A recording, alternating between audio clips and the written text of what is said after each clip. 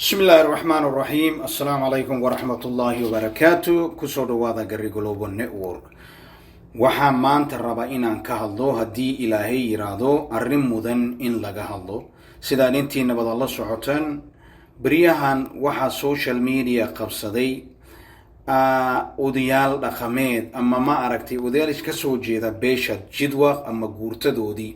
runtii odayaashaasi waxay ka hadleen xaqdarradii lagu hayay iyagu oo ku hayeen ismaamulkaasi kilalka shanaad ee Soomaalida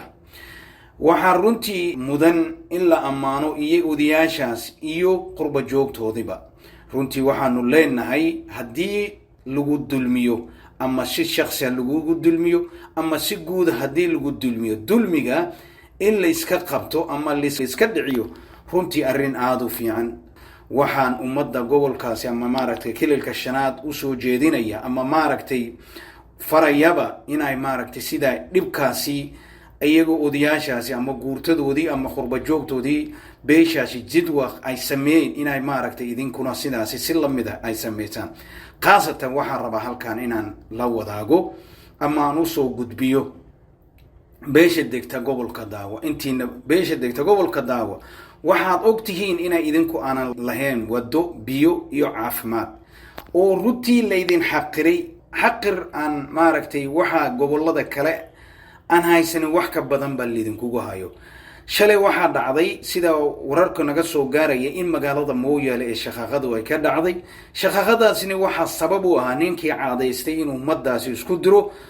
oo la yiraahdo engineer Charles ama madaxa xisbiga barwaaqo oo kililka shanaad ninkaasi waa ninka u soo jahaystay in ummadaasi Soomaalida isku diro meel ay joogaanba inay maaragtay isku dirkooda uu ka shaqeeyo waxaa nagu maqaalaa in sidaas si lamid ah laba beelood oo walaalaha joogta degta gobolkaasi Liibaan sidaa si lamid ah isku diray ana waliba nagu maqaalaa in ay maaragtay dad ay kala dileen dhibaato u dhaxdhigay ninkaasi waa nin caadaystay oo runtii in ummadda isku diro mooyaane wax kale oo uusan faa'iido u lahayn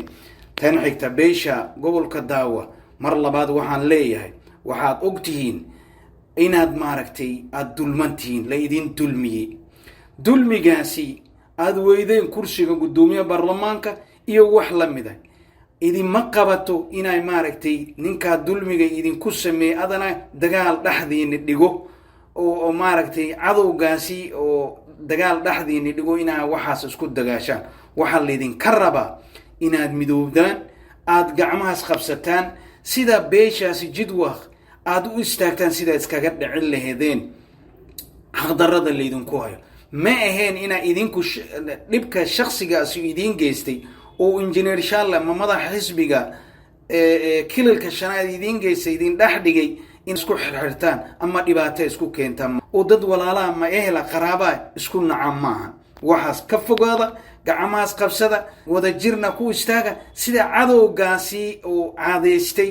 oo idin fadhiya Mustafa iyo Charlie waa inaad iska qabataan waad u jeedaan dad sidiin lamida gobol heesta oo waliba idinka dhaqaalaha fiican idinka dad badan oo waliba darajooyinka idinku aan haysanin heesta baa istaaga yiraahdeen waana la dulmiyay idinku waxba ma haysataan wixii yara oo hogaan ama office inaad ku dagaalantaan maahan in ma waxaasna ka fogaada gacmahaas qabsada is ixtiraama kiini ixtiraama odayaashiinni dhalinyaradiinni haweenkiinni siyaasiyiintiinni qurba joogtiinni gacmahaas qabsada ayaa idin leeyahay haddaadan gacmahaas qabsanin waxa tan tika daran ba idinku soo socota wassalaamu calaykum waraxmatullaahi wabarakaatuh wabilaahi tawfiiq magaciigana waa baganaaday